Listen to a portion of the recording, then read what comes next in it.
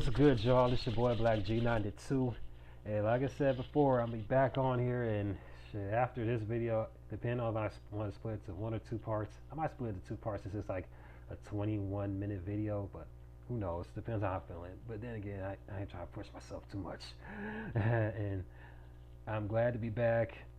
Thinking about getting active back on YouTube for the next, probably next few days. Yeah, like I said, depends how things going for tomorrow, and of course for the festivities on Halloween. So I was going to catch up, and I do apologize for being gone and not really living up to the plans of the 5th season of 31 Days of Halloween. I might have to push that one on back next October, and I'm gonna have this more planned out, and plus it'll be a lot more, like I said, consistent with uploads, especially around this month. But like I said before, there's been a lot going on. Now, not all of it was bad, but you know, like I mentioned in the last little community post, things has been kind of downhill a little bit. But I'm gonna hold that off until say my next live stream. Hopefully it'll be soon. But the video I'm doing a reaction to for tonight is Long Reigns, Never Ending Champions by Wrestle with Andy. Shout out to 2 people in the discussion board, in the community tab, which I'm gonna have that kicked off so then people interact with the audience and such, and see how it goes, and see what type of crazy shit gonna be said, and hopefully nothing too crazy, because man, I don't need no extra stress in my life. You know what I mean? Especially not whether it's in real life or on social media. I don't need that in my life. You know what I mean? So let's just keep.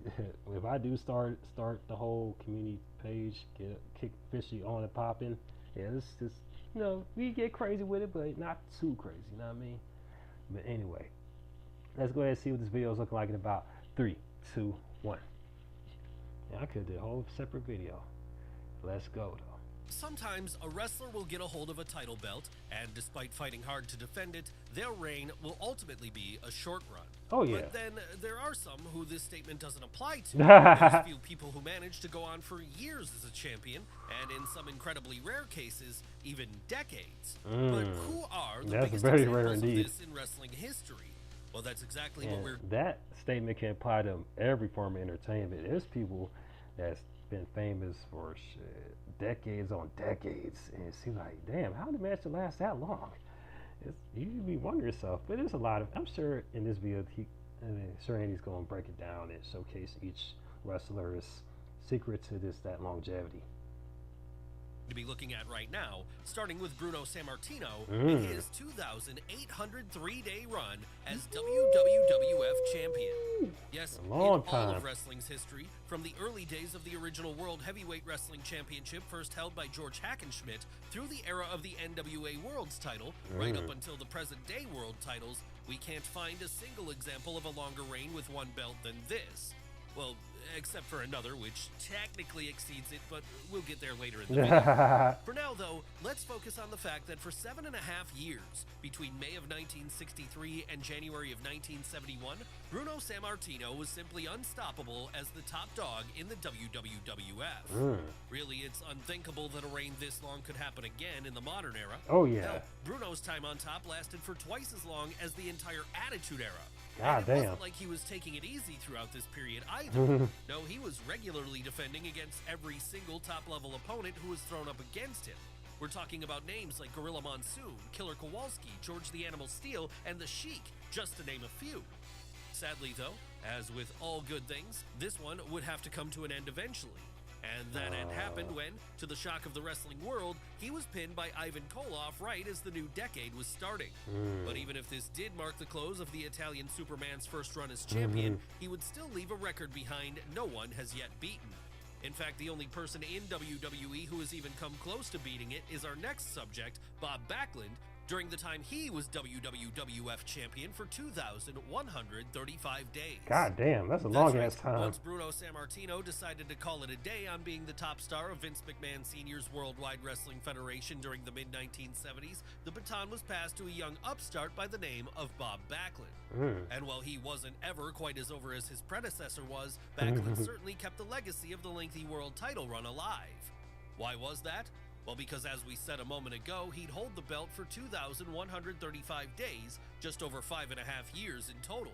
And this was with him going up against... Yeah, 5 years is a long time to maintain that sort of prowess, especially in a field like profession like wrestling, man, for real. I don't know how them two managed to do it, but, well, this guy managed to do it, because, man. Hey, hats off to him, though. Contenders as Sergeant Slaughter, Big John Studd, and the original Rock, Don Morocco. Sure, there is the caveat here that Bob technically lost the belt to Antonio Inoki for a few days in November of 1979, all before then winning it back again, but as that title run has never been officially acknowledged by WWE, it doesn't technically count as a break in his reign. Now, as far as the record books state, the Minnesotan was unbeaten throughout this entire time. But let's move away from the past for now and onto something closer to the present instead. The early 2010s, to be more precise, as that's when CM Punk held the WWE title. Damn commercials. Man, fuck Popeyes. Well, not fuck Popeyes. I like Popeyes, but I don't want to see that right now. For 434 days. Now, this might not seem like a huge achievement when we've just got done talking about runs on top, which lasted for 7.5 years and 5.5 years respectively. Yeah. But you have to take the context of the time into account here. Fair Yes, enough. back in the 70s and 80s, lengthy runs on top were the norm. Come the 2010s, though, the situation was very different. And this meant it was far more common to see short reigns, which lasted for a matter of months. Once CM Punk was finally able to get a hold of the WWE title at Survivor Series in November of 2011, though, he had no intention of being just another short-term champion. No, after fighting so hard to get to this spot, he was going to make sure he stayed there for as long as possible. And that was why, over the next year and change, he'd do everything he could to ensure he stayed champion, with him even going as far as to turn heel and align with Paul Heyman midway through it. Was this a good move for the Second City Saint? Yes, it was, as it kept him in the main event picture for longer than he might have otherwise, all while allowing him an upper hand in matches against the likes of John Cena, Ryback, and Daniel Bryan. That's right, That's it was impressive. his team up with the Wise Man that gave Punk a second win and allowed him to do something truly special for that time period, have what was then the longest world title reign of the modern era. Sure, he might have still been playing second fiddle to Big Match John for much of this title reign, and the frustration this caused Punk would ultimately contribute towards him walking out on the company a few years later. But none of that can take away from the fact that by 2010 standards, this was an incredibly long time to spend with the gold around his waist. So it really shouldn't come as much as a surprise to learn that this one is still remembered very fondly today and is still considered a career highlight for Punk, as it was when he fully established himself as a main event guy, a spot he remains in even now. But it wouldn't be the only long run with the top prize that WWE had someone undergo during the 2010s. No, now that the genie had been let out of the bottle with this one, the idea would be tried out all over again a few years later when Brock Lesnar held on to the Universal title for a total of 503 days. Of course, this wasn't Brock's first time being a world champion in WWE. No, he'd done that multiple times over by the time 2017 came around. And that was exactly why, once the company had introduced a new world title just 1 year prior, one known as the Universal title, which would be exclusive to the Raw brand, he was ultimately picked as the guy who would be able to establish it with a lengthy reign. Sure, he wouldn't be the first champion. Hell, he wouldn't even be the second. Those honors would go to Finn Balor and Kevin Owens, respectively. But during the early days of the Universal title's history, it would be Lesnar who would be most commonly associated with it. But then how couldn't he be when he held it for a year and a half between April of 2017 and August of 2018?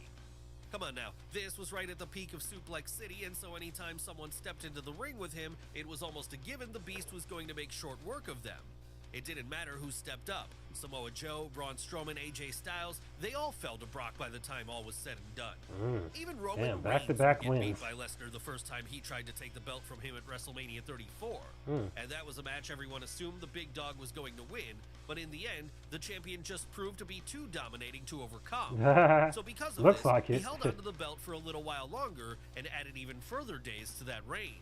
Sure, the fact he was absent for large parts of his run might have rubbed some fans the wrong way, but given that was the contract Brock had been given by then, a contract which stated he only had to show up every few months, and in some ways it made the fans desire to see someone finally dethrone him all the stronger, as what they really wanted was a champion who was going to be there week in and week out. So if getting heel heat on Brock was the goal here, it worked. And it meant that when he dropped the title to Roman at SummerSlam in 2018, it felt cathartic. But Roman's 2018 time with the belt wasn't his most iconic. No, that would come a couple of years later, in 2020, when he started his 1,316-day run as champion. And if we want to get technical here, then the 1,316-day run wasn't with the Universal title alone, as it wasn't until about a year into his reign that Roman added the WWE title to his trophy cabinet as well. But as most people usually think of his reign as being the one where he was the undisputed champion of WWE, we'll just refer to it as his time as undisputed WWE Universal Champion from here on in. How did it start? Well, that happened paid back in August of 2020. This was when, after returning from an absence at the beginning of 2020 in order to take care of his health, the big dog quickly dethroned then-champion Bray Wyatt. Of course, he wasn't just dethroning Bray here, though. No, like CM Punk years before, he was also turning heel by aligning himself with Paul Heyman. And this turned out to be the best decision Roman could have possibly made for his career, as now with a character which had a lot of depth to it, he started getting over with fans in a way he never had before. And to make things even better, his run would also see the Bloodline angle begin.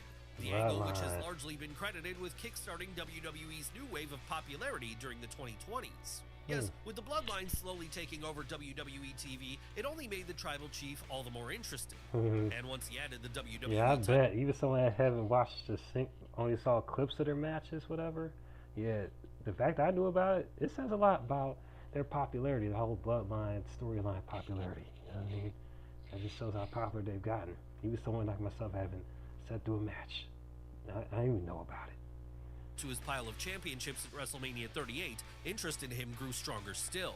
Really, by this point, his run on top had been going on for so long, it was beginning to resemble less of a modern-day lengthy reign and more of an old-school one someone like Bruno Sammartino or Bob Backlund might have had.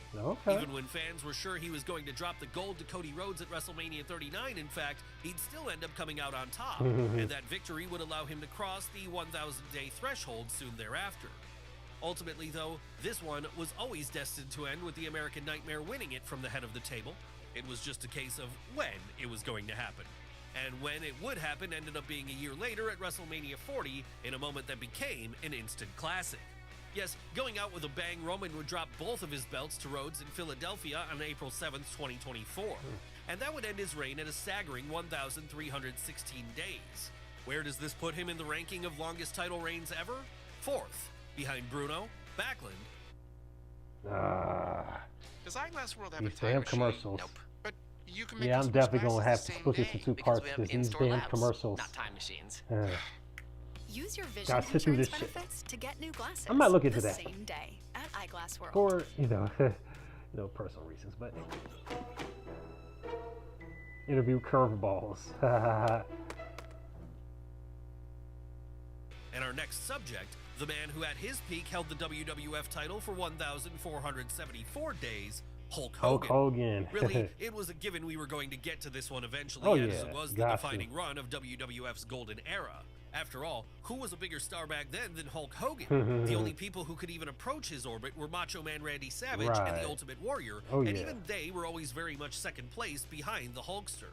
So it should come as no surprise then that after winning the gold for the first time when he beat the Iron Sheik at a live event inside Madison Square Garden on January 23rd, 1984, Terry Bollea would be completely unbeatable for the next 4 years. Yes, no matter who challenged him during this period, Hogan was always able to take their punishment and weather it for long enough so that he could Hulk up by the end and connect with a big leg. It didn't matter who it was, Rowdy Roddy Piper, King Kong Bundy, Mr. Wonderful Paul Orndorff, you name it, they all fell to the might of the Hulkster. And this all coincided with wrestling reaching levels of mainstream popularity it had never seen before as WWF became a worldwide phenomenon, largely on the back of the champion who was carrying the whole thing. Even when he faced his ultimate challenge at WrestleMania 3 when he had to take on Andre the Giant, Hogan was still able to keep a hold of the top prize, something he did with a little help. That must have been quite the match back in that era. I might have to find a video of it one of these days, probably on my own time, that is, and to get my thoughts on it. The body slam heard around the world. Sadly, though, this high watermark would also mark the beginning of the end for a legendary reign, as it would be during the rematch between the pair at the main event almost 1 year later that Hogan would finally lose.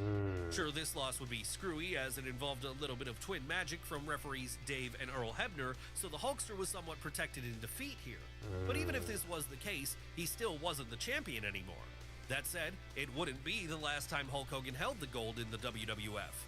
No, before all was said and done, he'd hold it a further 4 times, though none of those runs would be able to match anywhere near the same length that his first one did.